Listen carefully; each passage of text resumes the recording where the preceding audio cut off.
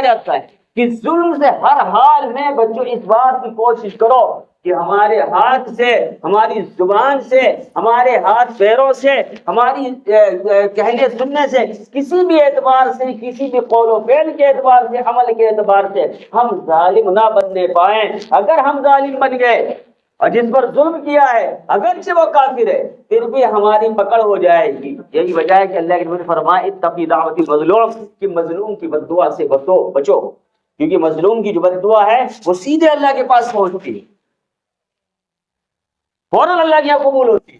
ایک والدین کی دعائیں اولاد کے حق میں فوراً قبول ہوتی ہے۔ یہی وجہ ہے کہ والدین سے کہا جاتا ہے کہ کتنے بھی غصے میں آ جاؤ اپنی اولاد کو برا بھلا مت کہو۔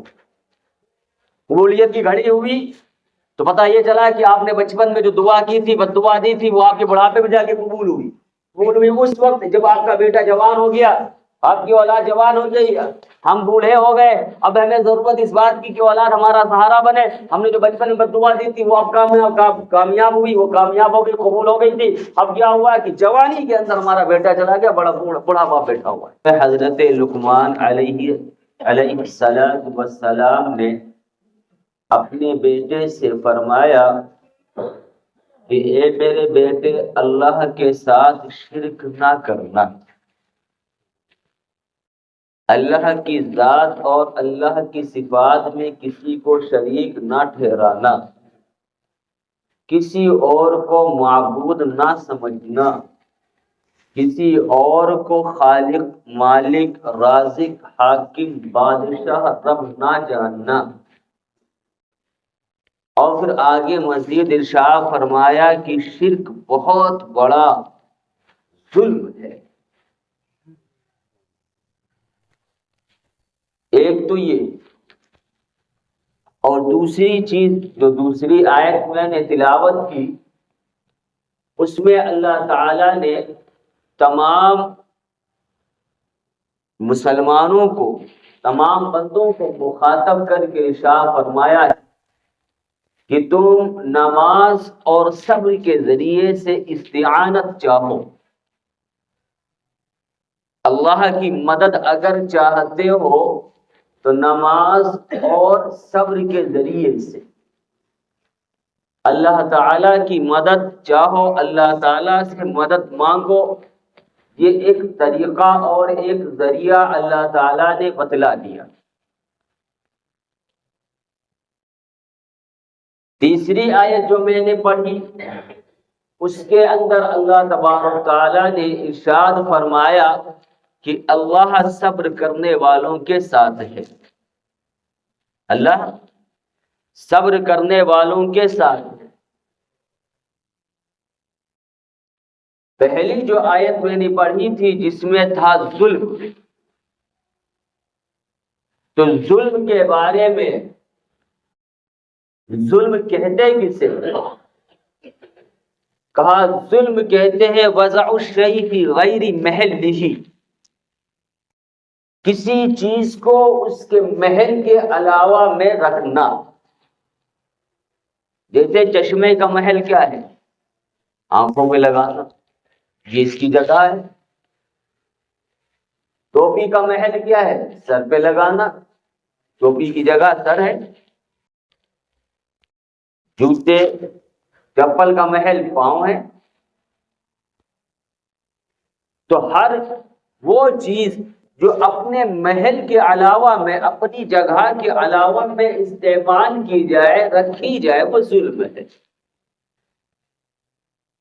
اور آگے ظلم اتنا بڑا اور اتنا شدید گناہ ہے،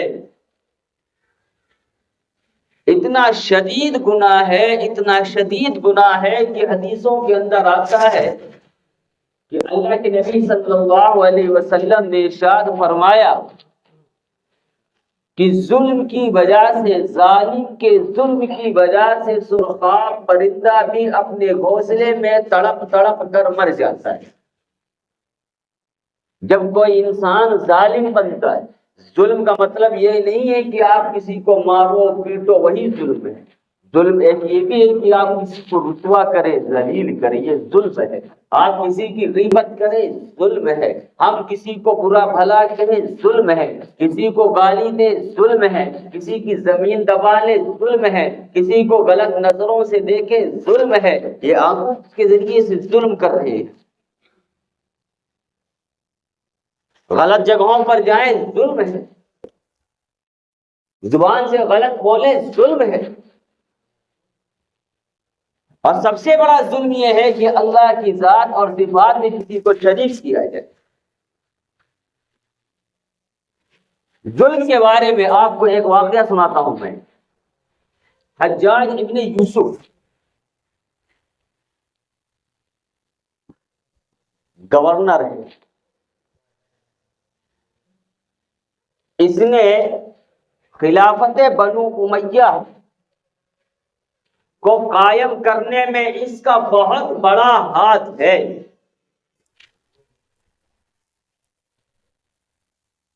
سب سے بڑا ہاتھ خلافت بنو امیہ کو قائم کرنے میں بہت سارے گورنروں کا، لیکن ان میں حجاج بن یوسف صف اول کا سپاہی ہے، جرنیل ہے۔ اور حجاج بن یوسف کے بارے میں آتا ہے کہ اس نے کبھی نماز قضا نہیں کی، پنج وقتہ نمازی ہے، تہجد گزار ہے، تہجد پڑھتا نہیں، قضا نہیں کرتا، گھر پہ ہو میدان کارزار میں ہو، نمازیں چھوڑتا نہیں، روزہ چھوڑتا نہیں، ذکر و تلاوت چھوٹتی نہیں۔ کیونکہ حجاج بن یوسف کے زمانے میں صحابہ اکرام موجود تھے۔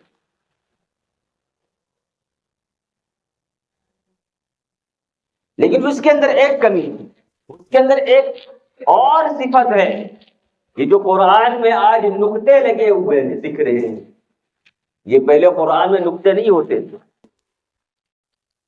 زبر زیر نہیں ہوا کرتے تھے، یہ تو بعد میں لگے۔ عرب والوں کے لیے آسان تھا پڑھنا، وہ پڑھ لیتے تھے، ان کی زبان ہی ہے، ان کو نقطے کی ضرورت نہیں پڑتی تھی۔ یہ جب عرب والے فتوحات حاصل کیے ہیں، جب عجم کے لوگ، عرب کے علاوہ جو عجم ہیں، ہم لوگ عجم ہیں، اسلام میں داخل ہوئے ہیں، تو اب وہ جو قرآن پڑھتے تھے غلطیاں کرتے تھے، ان کو تو پتا تھا نہیں کہ نقطے کہاں پہ کیا ہے۔ حجاج بن یوسف نے قرآن میں نقطے لگوائے ہیں، اور قیامت تک چلے گئے معاملہ۔ ایک کمی یہ تھی اس کے اندر کہ وہ ظالم تھا بہت بڑا۔ خلافت بنو امیہ کو قائم کرنے کے لیے تقریباً اس نے 1.25 آدمیوں کو اپنے ہاتھوں سے قتل کیا ہو گیا، کرایا۔ اگر حجاج بن یوسف کی آپ تاریخ پڑھیں، اور کوئی چھوٹے موٹے انسانوں کو قتل نہیں کیا، نہ کرایا ہے۔ حضرت عبداللہ ابن زبیر رضی اللہ تعالی عنہ جیسے صحابی کو شہید کر دیا ہے۔ جب مکہ کا اس نے محاصرہ کیا، عبداللہ ابن زبیر رضی اللہ تعالیٰ عنہ نے جب خلافت کا دعویٰ کیا ہے، کعبہ کا پورے اس نے مکہ کا محاصرہ کیا تھا، منجنیق سے پتھر برسائے تھے، کعبے میں جا کے گرے تھے۔ یہ جو کعبہ ہے جس کی طرف رک کر کے نماز پڑھتے ہیں، حجاج ابن یوسف تھا۔ عبداللہ ابن زبیر رضی اللہ تعالیٰ عنہ کو شہید کر دیا ہے، پھانسی لگا دی گئی مکہ کے بازار میں بن چوراہے تھے۔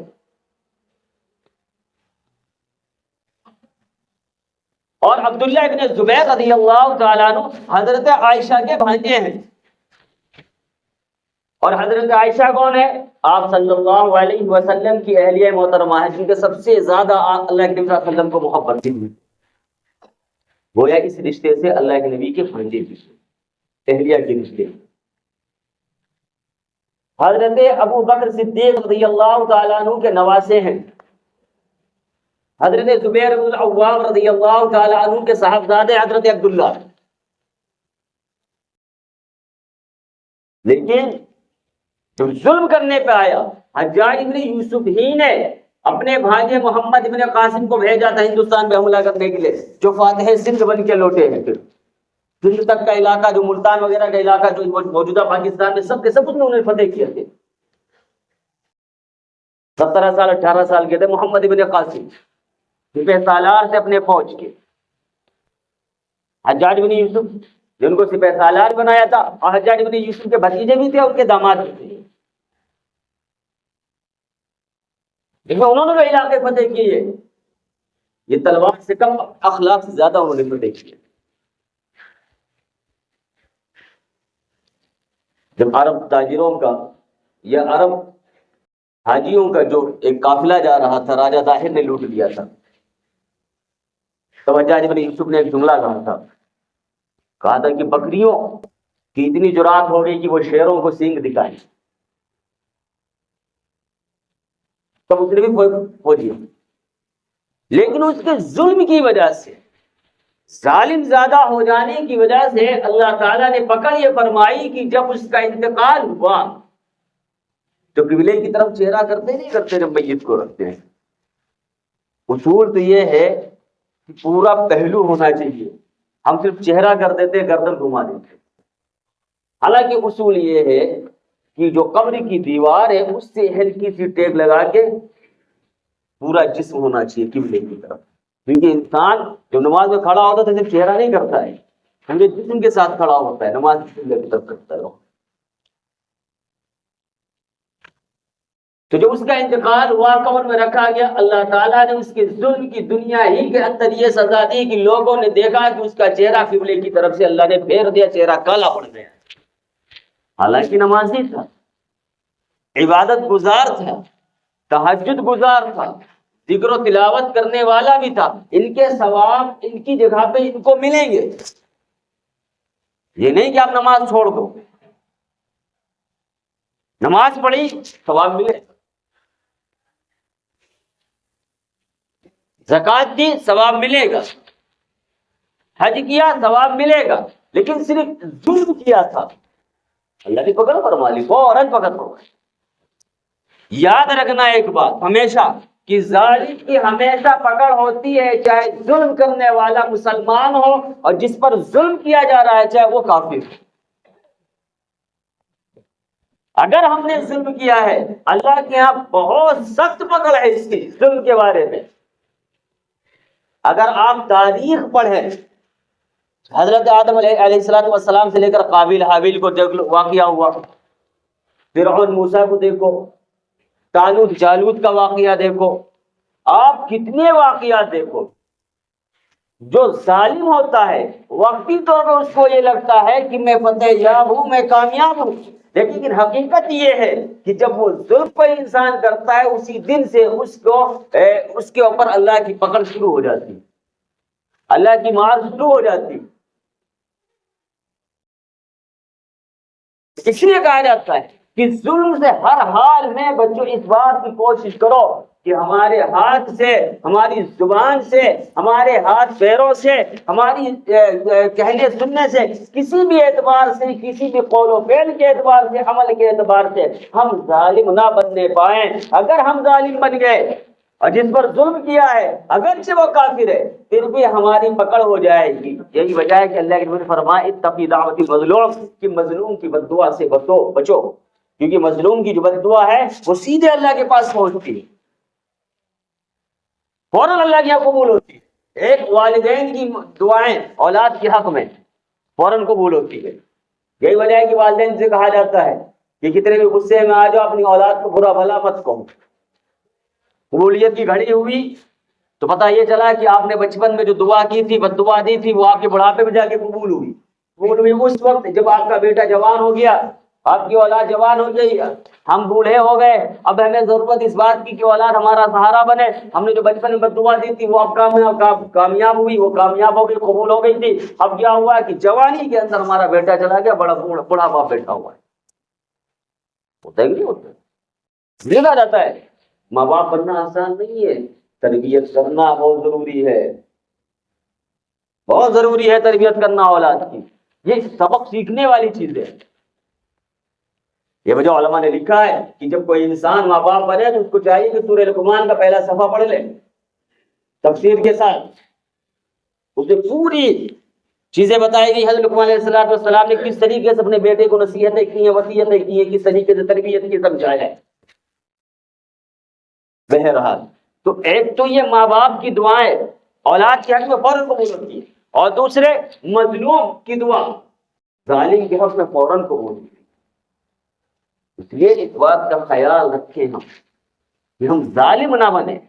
کوئی اگر ظلم کرنے والا ہے تو اس کو ظلم سے اس کو روکیں، اس کو سمجھائیں، کوشش کریں کہ اس کو ظلم سے ہم روک دیں کہ وہ رک جائے ظلم کرنے سے، تاکہ وہ ظالم نہ بنے، اللہ کی پکڑ کا شکار نہ ہو جائے، عبرت کا نشانہ نہ بنا دے، اللہ کی عبرت کا نشان ہو جائے وہ۔ اب اندازہ لگاؤ، ہلاکو خان تھا، چنگیز خان تھے کہ نہیں تھے؟ ہلاکو خان، چنگیز خان، حجاج ابن یوسف، اور اس کے علاوہ اگر اور لوگ ہیں، فرعون کو دیکھ لو، حامان کو دیکھ لو، ابی بن خلف کو دیکھ لو، قریش مکہ کو دیکھ لو، کفار مکہ کو دیکھ لو،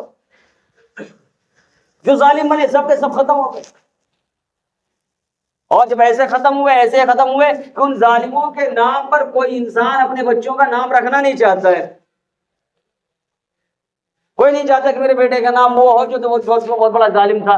کوئی چاہتا ہے، کہاں تک تم نے سنا کسی نے اپنے بیٹے کا نام ابو جہل رکھ دیا ہو، کسی نے اپنے بیٹے کا نام ابو لہب رکھ دیا ہو؟ کوئی نہیں رکھتا ہے۔